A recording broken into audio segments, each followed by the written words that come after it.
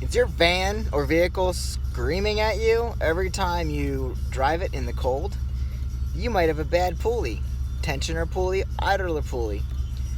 This is how you change it on a 93 G20 Chevy van. My van has been screaming at me multiple times when it gets cold, and then it usually goes away, and I've actually been able to get away a couple years here with just lubing up this pulley here. This is your idler pulley or your tensioner, and lubing it up seemed to do okay. Well, last night coming home, it started making a real screeching sound, and if you can see there, that groove on the belt, or the pulley, actually on the belt, doesn't look so great either. I may have to replace the belt soon, but it stopped moving. So we're gonna replace the idler pulley, and typically what you're gonna do here, this is a 5/8, I believe, socket. I'll have to verify that when I pull it out, but I got an impact socket on there. Thank you, Harbor Freight. Get to use my new tool. And then typically you're gonna put this on here, and then you're gonna lift it up, kind of push it downward so you can angle this sucker up so you can release the tension on your belt. Well, now I actually need to turn it the opposite direction so I can loosen up the bolt and get this pulley off. So I think all I have to do is turn that bolt the opposite way. It must be reverse threaded, because I'm gonna loosen it by turning it. I don't know which way it turns. I guess we'll find out, see if I can get enough tension on there to turn it. So actually I want to get a mirror in behind here and see, make sure there's no nut or anything on the back that I need to hold or anything like that. But I think it just turns into the housing or the arm here. It's probably threaded into there. So I'm going to get out the mirror and look in there and see what I can find. I'll let you know.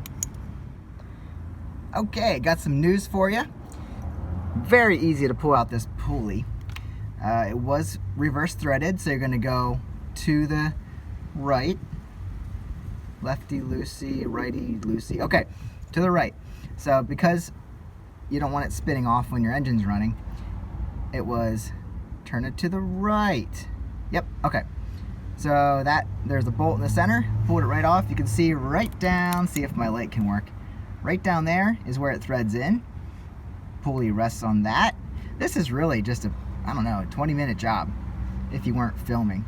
Don't mind all this junk. I ran out of WD-30. I thought chain lube would help me out, which it didn't. So now that came off real nice and easy. Let me show you. Oh, I can verify 5/8 socket fits on that bolt. Check this out, guys. New pulley on the left, old pulley on the right.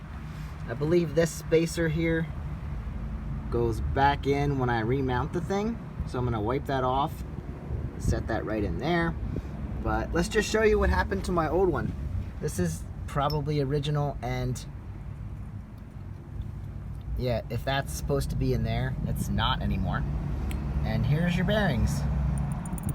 Yeah, I think we have a little bit of a problem here. Bearings are just floating around and they're not turning.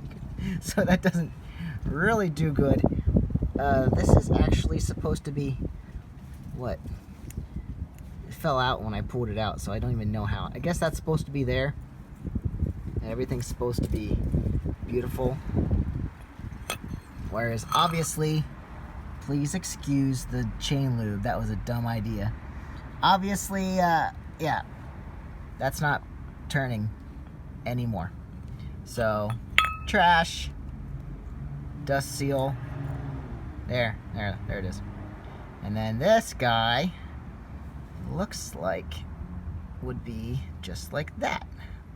So yeah, I'm gonna clean that up, put it in there, and we'll be good to go. Put that aside. That is junk. All right, got the spacer, pulley, and bolt all in, and gave her an extra tug once she got tight. Give her a good spin. she's moving freely and happy and quiet. That's gonna make that's gonna be a major improvement over what I had. So now I need to make sure the belts are all around the other pulleys. I think we're still on everything down there. I need to put it out back over this guy. There's no reason that should be in the wrong spot. Like I said, hopefully I don't have a problem with this chain lube. I'm actually gonna wipe that off there. And this needs to go down under the pulley. So I'm gonna grab my ratchet again, torque this up, slide that under, and we should be good to go. Now run to the van just to make sure that the belt is lined up with all the pulleys. Looks good from below.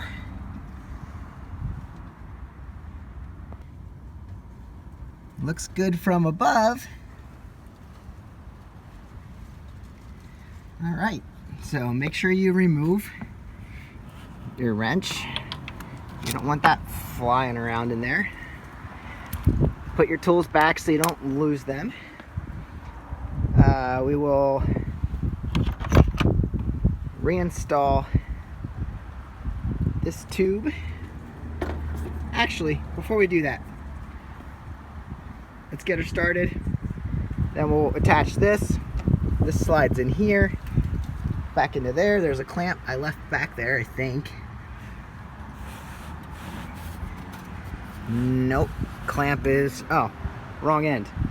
This goes in like that, and then this plastic clamp pushes down on top to keep that together, and then that fits onto this induct tube, and then that sits right down there, which mine's broken, and that sits right down there. These tabs are broken, so it just rides. Wow, smooth. Haven't done that in years. All right, success. That's how you change your idler pulley. Catch you on the next one.